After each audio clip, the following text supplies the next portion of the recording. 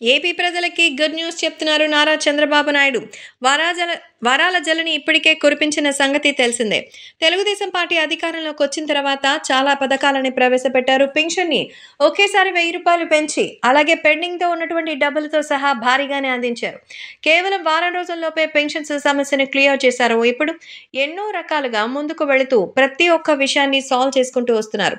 ప్రస్తుతం ఈ విషయం చేసి ఒక్కసారిగా అయితే సంచలనంగా మారిపోయినటువంటి సంగతి అయితే అర్థమవుతోంది. అంతేకాకుండా ఇప్పుడు తెలుగుదేశం పార్టీ సాధిస్తున్నటువంటి ఎన్నో అవకాశాల ప్రకారం వాలంటీర్లకి కూడా గుడ్ న్యూస్ చెప్పారు. నారా చంద్రబాబు నాయుడు గారు చేసినటువంటి ప్రతి ప్రామిస్‌ని నెరవేరుస్తున్నారు. జగన్ కంటే ఎక్కువ గౌరవవేతం ఇస్తామని హామీ ఇచ్చారు. అయితే టీడీపీ, జనసేన, బీజేపీ కూటమి అఖండ విజయం సాధించింది. ప్రస్తుతం ఎన్నికల్లో హామీల్ని ఒక్కొక్కటిగా నెరవేర్చుకుంటూ వెళ్తున్నారు.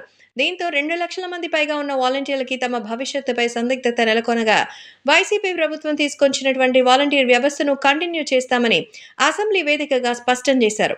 ప్రస్తుతం జరుగుతున్నటువంటి బడ్జెట్ సమావేశాల సందర్భంగా వాలంటీర్ల కొనసాగింపుపై క్లారిటీ ఇవ్వాలని కొంతమంది కోరితే, కొనసాగిస్తామని, గౌరవ వేతనం పెంపొందించే వాటిపై ప్లాన్స్ అయితే జరుగుతున్నట్టుగా అయితే చెప్తున్నారు. మొత్తానికి వీళ్ళందరూ కూడా గుర్తింపుతో చాలా ఊపిరి పీల్చుకుంటున్నారు. కాబట్టి రాబోయే రోజుల్లో మరికొన్ని విషయాలపై భారీగా మార్పులు, చేర్పులు జరుగుతాయని తెలుస్తోంది.